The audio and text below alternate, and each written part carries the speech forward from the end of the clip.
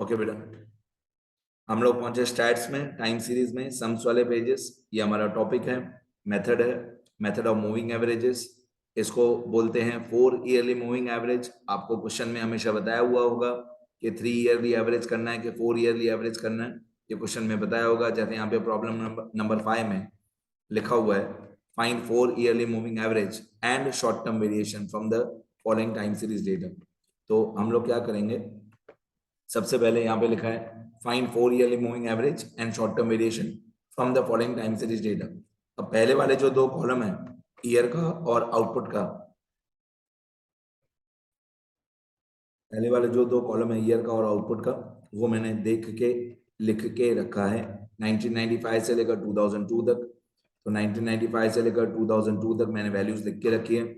और output 30.1, output मतलब you can say production in units, production in units 30.1, 45.4, 39.3, ये भी पूरा मैंने देख के कॉपी करके रखा है। बस मैंने 2 डेसिमल तक लिखा है, सब में एक और पीछे डेसिमल में 0 लगा दिया लास्ट में।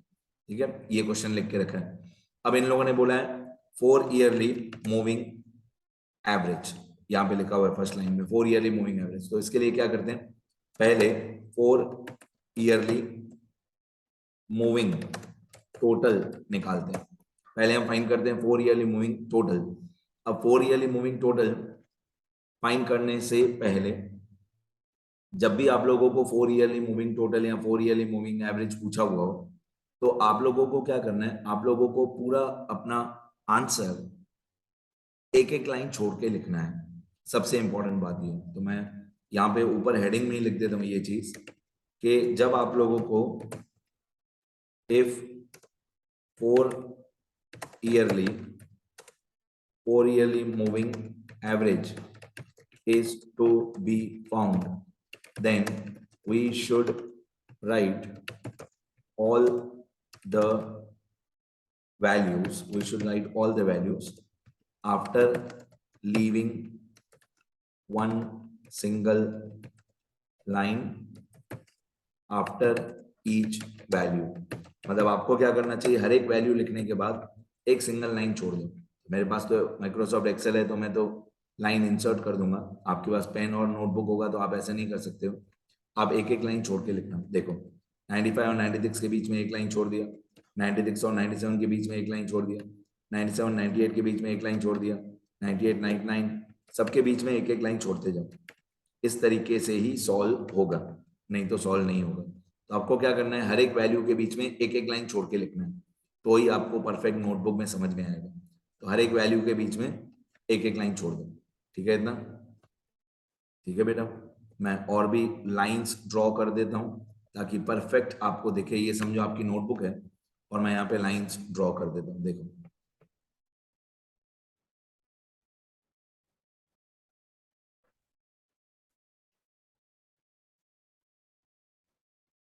ठीक है, अब ये समझो आपकी नोटबुक है और आपने यहाँ पे लाइंस ड्रॉ कर दी। ठीक है बेटा, चलो आगे बढ़ते हैं। अब क्या करना है, अब आप लोगों को, अब आपको चार चार वैल्यूज प्लस करनी है। जैसे 30.10, 45.40, 39.30 और 41.4, इन चारों को आपको प्लस करना है। 30.10, 44, 45.4, 39.3 और 41.40, इन चारों को प्लस करना है। लेकिन इन चारों को प्लस करने के बाद लिखेंगे कहाँ पे, 4 साल का तो कोई मिडिल टर्म मिड वैल्यू नहीं होता है 4 साल का, तो हम इन चारों का मिड वैल्यू लिखेंगे कहाँ पे। हम चारों नंबर्स को प्लस तो करेंगे, लेकिन लिखेंगे कहाँ पे, पहले 2 साल और पीछे वाले 2 साल के बीच में। पहले 2 साल और पीछे वाले 2 साल के बीच वाली जो लाइन है, वहां पे हम लोग टोटल लिखेंगे। देखना मैं कहाँ पे लिखता हूँ, इक्वल टू ये 30.10 प्लस 45.4 प्लस 39.3 प्लस 41.4। तो इन चारों को प्लस करके मैंने लिखा कहाँ पे, उस पे ध्यान दो। मैंने लिखा 96 और 97 के बीच में जो हमने लाइन छोड़ी थी वहां पे, तो चारों को प्लस किया और बीच वाली लाइन में लिखा। अब क्या करो, मैं इन चारों को कलर कर देता हूं जैसे आपको दूर से दिखे। इन चारों को मैंने प्लस किया और लिखा कहाँ पे, बीच में, एकदम बीच में, 2 साल और 2 साल के बीच में। अब क्या करो, अब पहली वाली जो अमाउंट है 30.10, उसको छोड़ दो, और second third fourth fifth amount मतलब 45.4 से लेकर 45.4, 39.3, 41.4 और 42.2, इन चारों को आपको प्लस करना है। इन चारों को आपको प्लस करना है। मैं फिर से एक कलर कर देता हूँ, यदि आपको दिखे कि मैं अभी कौन से प्लस कर रहा हूँ। ठीक है, मैं थोड़ा स्लो जा रहा हूँ, यदि आपकी कोई गलती ना हो तो। अभी मैं इन चारों नंबर्स को प्लस करूंगा, 45.4, 39.3, 41.4 और 42.2। इन चारों को प्लस करके मैं कहाँ लिखूंगा, फिर से 2 साल और 2 साल के बीच में, मतलब 97 और 98 के बीच वाली लाइन में। तो एक आएगा 45.4, एक आएगा 39.3, एक 41.4 और एक 42.2। इन चारों को प्लस किया, इक्वल टू 168.30 आया। इस तरीके से आगे आगे आगे बढ़ते जाएंगे। अभी हम 45.4 को छोड़ देंगे, अभी 45.4 को छोड़ दो और नेक्स्ट 4 इयर्स मतलब 39.30, 41.40, 42.20 और 46.40, इन चारों को ऐड करेंगे नेक्स्ट 4 साल। ठीक है, अब मैं तो सिर्फ कॉपी पेस्ट कर दूंगा ना बेटा, तो मेरा तो आंसर आ जाएगा। मतलब इसमें ये 4 प्लस हो गए, 39.3, 41.4, 42.2 और 46.4, ये 4 ऐड हो गए। फिर मैं सिर्फ कॉपी पेस्ट करते जाऊंगा और मेरे 4 नंबर ऐड होते जाएंगे। अब होगा क्या, अब होगा ये, ठीक है, लास्ट 4 नंबर्स कौन से हुए, लास्ट 4 नंबर्स हुए 42.2, 46.4, 46.6, 49.2, ये 4 लास्ट में ऐड हुए। अब पहले 2 साल और आखिरी के 2 साल डैश हो जाएंगे। पहले 2 साल में डैश हो जाएगा और आखिरी के 2 साल में डैश हो जाएगा। सुनते रहना, first year dash, second year dash हो जाएगा, लास्ट ईयर भी डैश हो जाएगा और सेकंड लास्ट ईयर भी डैश हो जाएगा, लास्ट ईयर और सेकंड लास्ट ईयर भी डैश हो जाएगा। अब हमारा जो आंसर है, जैसे 156.2, ये क्वेश्चन वाली लाइन में नहीं है, दिमाग लगाओ। ये 156.2 जो है, ये क्वेश्चन वाली लाइन में नहीं है, बीच वाली किसी लाइन में है। तो मैं क्या करूंगा, सुनते रहो, हमारा जो आंसर है वो क्वेश्चन वाली लाइन में नहीं है, तो हम लोगों को एक नया कॉलम बनाना पड़ेगा, जो कि सिर्फ 4 ईयरली मूविंग एवरेज में ही होता है। ये वाला कॉलम, मतलब 3 या 5 या 7 में नहीं होता है, 4 ईयरली मूविंग एवरेज में ही होता है। ठीक है, सुनते रहो। देखो, अब जो हमारा आंसर है 156.2, ये क्वेश्चन वाली लाइन में नहीं है, तो मैं क्या करूंगा, मैं यहाँ पे एक नया कॉलम बनाऊंगा, इसको बोलते हैं मूविंग टोटल ऑफ पेयर्स। इसको बोलते हैं मूविंग टोटल ऑफ पेयर्स। अभी मैं दो नंबर्स को प्लस करूंगा और बीच वाली लाइन में लिखूंगा। क्यों? क्योंकि हमारा जो आंसर है वो क्वेश्चन वाली लाइन में आना चाहिए। तो मैं यहाँ पे क्या करूंगा, 156.2 और 168.3, इन दोनों को प्लस करूंगा और मैं आंसर लिखूंगा बीच वाली लाइन में, इक्वल टू 156.2 प्लस 168.3। तो इन दोनों को प्लस करके आ रहा है 325। डेसिमल में आंसर लिखते हैं, सारा का सारे आंसर्स डेसिमल, 2 डेसिमल तक लिखते हैं हम लोग।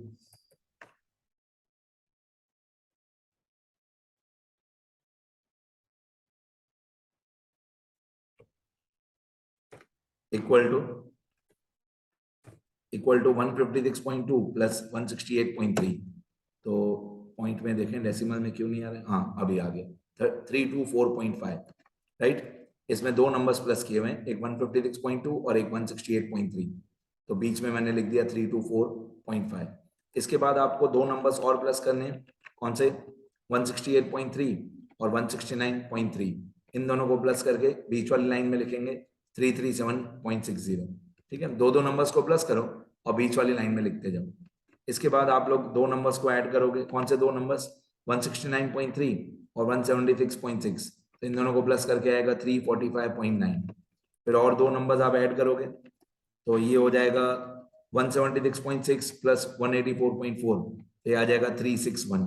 अब हमारा जो आंसर आ गया वो उसी लाइन में है जिस लाइन में क्वेश्चन था, मतलब 324.5 उसी लाइन में, जिस लाइन में 1997 का क्वेश्चन था 39.3। तो मेन यही था कि जिस लाइन में हमारा क्वेश्चन है उसी लाइन में आंसर आना चाहिए।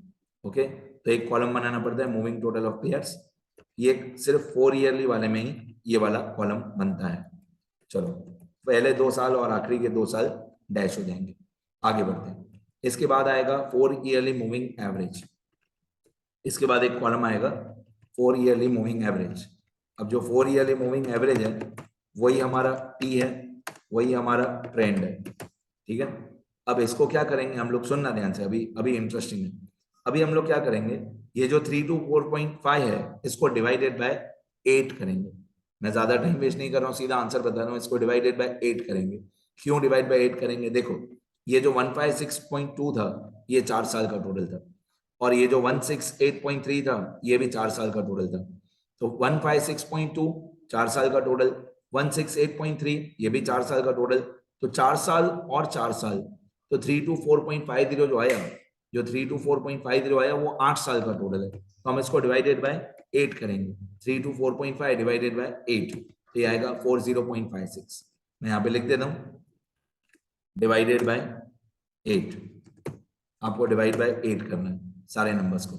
तो 3 to 4.5 divide by 8 equal to 40.56, 337.6 divide by 8, 345.9 divide by 8, 361.00 divided by 8। तो मैंने सबको डिवाइडेड बाय 8 कर दिया up to 2 decimal places. Obviously फिर से वही बात है, पहले 2 साल डैश हो जाएंगे सब जगह पे, और आखिरी के 2 साल भी सब जगह पे डैश हो जाएंगे। अब हमने सबको डिवाइडेड बाय 8 कर दिया। अब हमारा 4 ईयरली मूविंग एवरेज आ गया। इसके बाद एक last column, short term fluctuation और शॉर्ट टर्म वेरिएशन, और इसका फॉर्मूला होता है small y minus capital T. Small y minus capital T, ये इसका फॉर्मूला होता है, वाई माइनस टी बोलते हैं। वाई माइनस टी, वाई मतलब एक्चुअल वैल्यूज और टी मतलब ट्रेंड। अब आपको वाई माइनस टी करना है और हमारा आंसर कंप्लीट हो गया।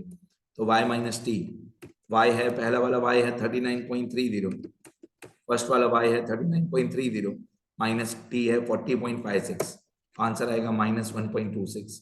फिर 41.40 माइनस 42.2, तो -0.80। ठीक है, देखो जहां पे कलर चेंज हो रहा है वहां पे ध्यान दो। 41.40 माइनस 42.2 इक्वल टू -0.80। फिर 42.20, 42.20 माइनस 43.24, तो ये आएगा -1.04। फिर लास्ट में 46.4 माइनस 45.13, ये आएगा 1.28। ये हमारा शॉर्ट टर्म फ्लक्चुएशन भी आ गया। ठीक है, बहुत बार मैंने बोल दिया पहले 2 साल और आखिरी के 2 साल डैश हो जाएंगे। एक बार रफली बता दूं फिर से। पहले फर्स्ट वाले 4 साल को प्लस किया, पहले फर्स्ट वाले 4 साल को प्लस किया, टोटल लेगा 156.2। फिर फर्स्ट ईयर को छोड़ दिया, फिर उसके बाद वाले 4 साल को प्लस किया, टोटल लेगा 168.3। फिर 4 साल और 4 साल का टोटल किया तो 8 साल का टोटल, फिर डिवाइडेड बाय 8, फिर लास्ट में वाई माइनस टी। ये होता है 4 ईयरली मूविंग एवरेज।